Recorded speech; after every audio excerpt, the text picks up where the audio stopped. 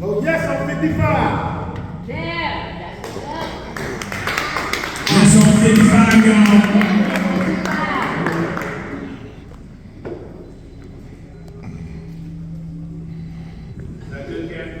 Thank you. So give them a big hand. We're going to give our microphone with this microphone.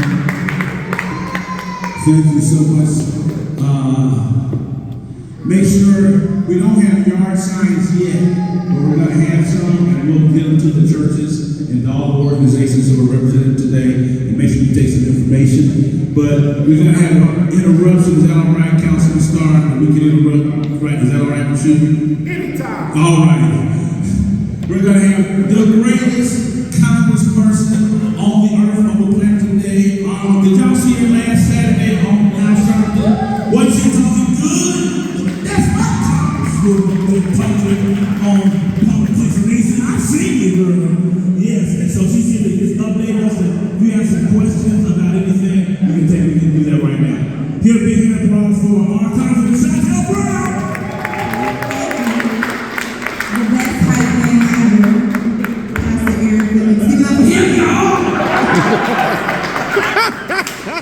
Good morning, everybody. Good morning. I am just fresh back from DC, where we are working really hard to try to keep the government open. My colleagues on the other side of the aisle are not.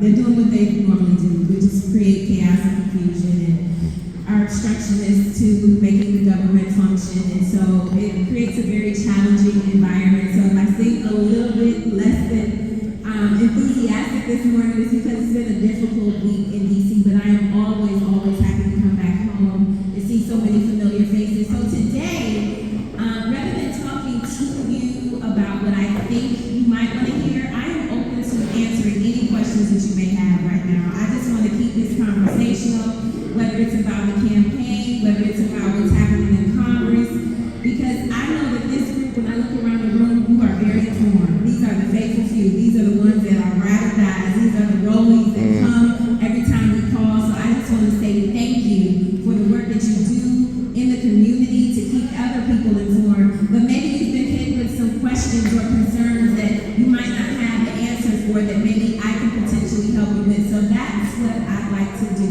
this morning. And if you don't have any questions, then I'm going to go ahead on to my next stop, because I got a lot of questions I can do this morning. But I do really want to, because I mean, you know, as this is a men's event, and you all are my brothers. I look around the room, I see my father, I see my brother, I see my boyfriend in their faces, but I also see faces and places when I've gone, and folks are saying they're going to support Trump. And they talked about, listen, Councilman Conwell, you know it's real. They said they're going to support Trump. And I take issue with that as a black woman.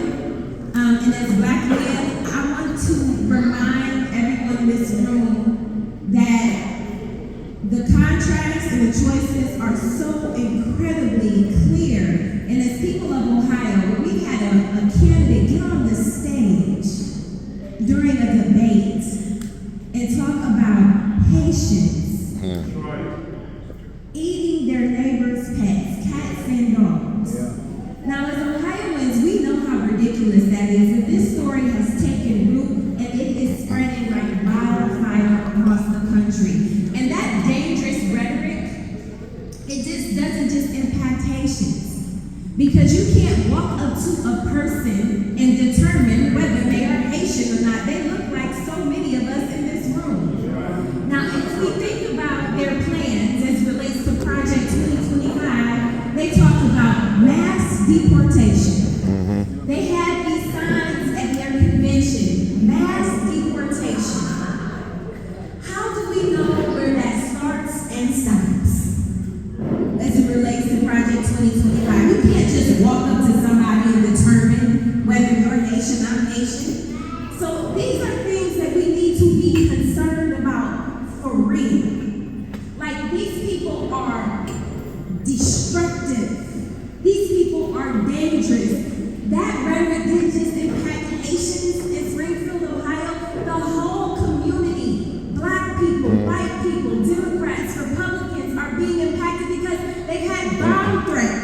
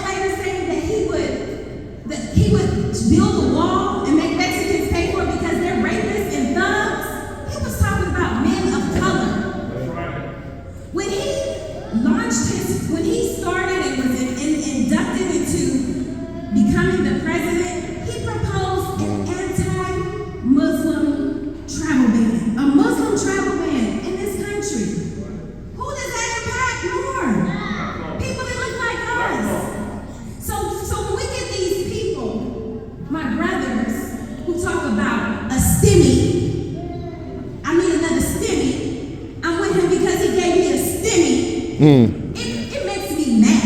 Oh, yeah. Because that stimulus check, who remembers how much that stimulus check was? $1,400.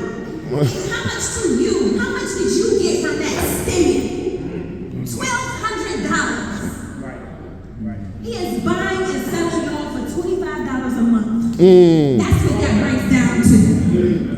$25 a month, and you can tell me what I can and can't do with my body? Because that's what he did when he became president. He appointed 3 Supreme Court justices who overturned Roe v. Wade. Now, this isn't just impacting women, this impacts y'all. Because I'm quite sure, I'm gonna go out with him live here, Pastor Phillips. Go ahead. I'm sure that more than half the men even like sex. Y'all like sex? Oh, yeah. What this does is a monitor on sex. They're trying to prevent contraception from being utilized. This is a part of their plan in Project 2025. It sounds funny, and it is, because it would be funny if it weren't true. But it's the reality. This is what they want to do. They want to strip us away of our freedoms. They want to take choices away from us. Women are dying. Your sisters, your daughters, moms are at risk. Your girlfriends, your wives are at risk if we let this man get back to the presidency. We cannot afford to let this man get back to the presidency for $25 a month. I'm tired of it. I'm tired of that narrative. I'm tired of it. So we have to be informed. We have to be able to push back. Because the reason we even got that stimulus check, let me walk y'all through. We had a pandemic. A global pandemic. Everything was shut down. Over 1 million people in the United States alone died. And he's paying people off with a $1,200 check. 1 million people lost their lives because this fool wanted to pretend like it was the flu. This fool wanted to pretend like we could potentially ingest bleach. Oh, God. And because we lost 1 million people, the payback, the compensation was a stick for $1,200.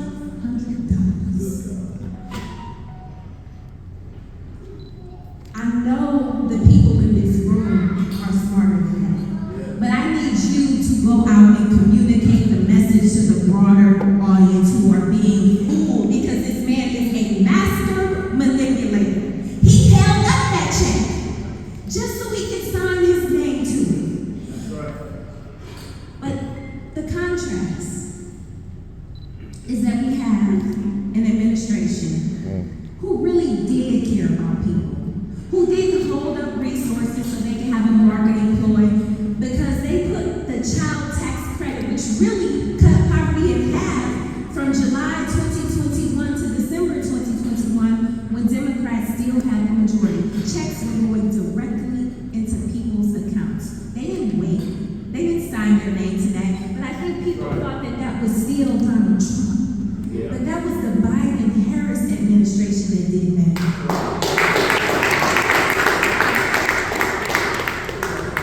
I look like I got some educated folks in the room. Student debt relief, the billions of dollars that were released, that was real money. That was money from the Biden-Harris administration.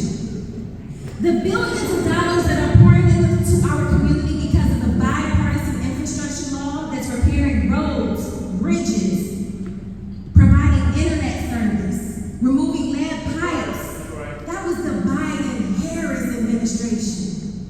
Cutting insulin prices to $35 a month, putting money back into people's pockets. I mean, people, anybody here who has or knows someone with diabetes, that was real money back into people's pocket.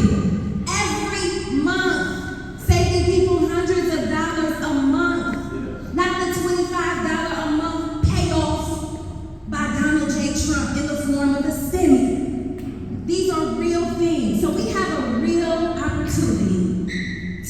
hold and keep the progress that we've made. Because Donald Trump and J.D. Vance have made it abundantly clear in their Project 2025, and now they're trying to run away from it. Why?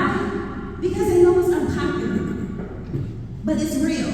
People don't draw 922-page documents for fun. That's right. That's They right. don't do that for fun. That's not a hobby. They have real clear plans on what they're going to do to destroy this democracy.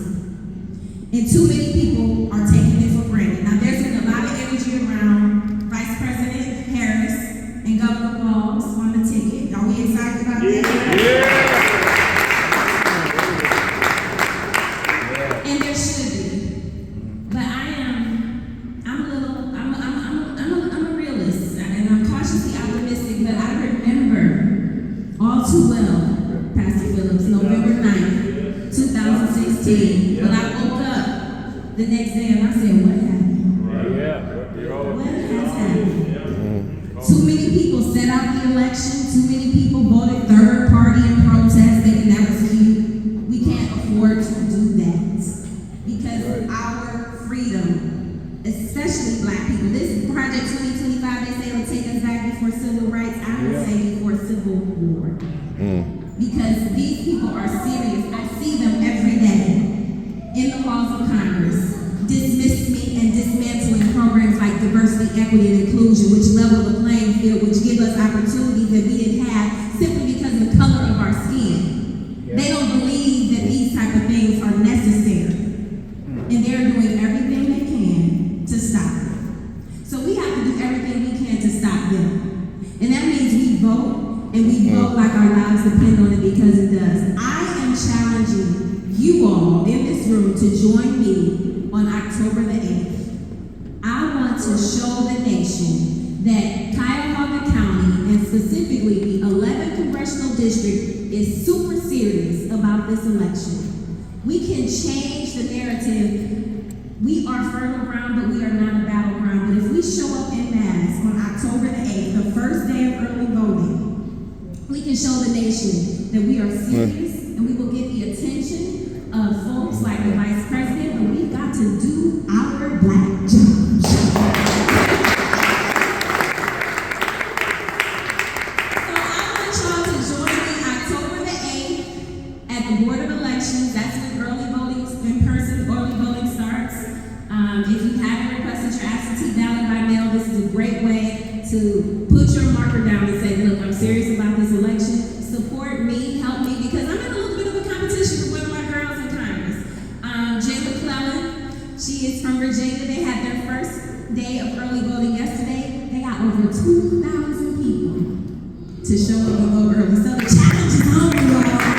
I need y'all to show up with me. Right when we are October the 8th, we're going to try to have food trucks, we're going to have music, we're going to have a little bit of everything. We're going to make it a party at the polls. Anybody ready to party at the polls? Anybody going to party at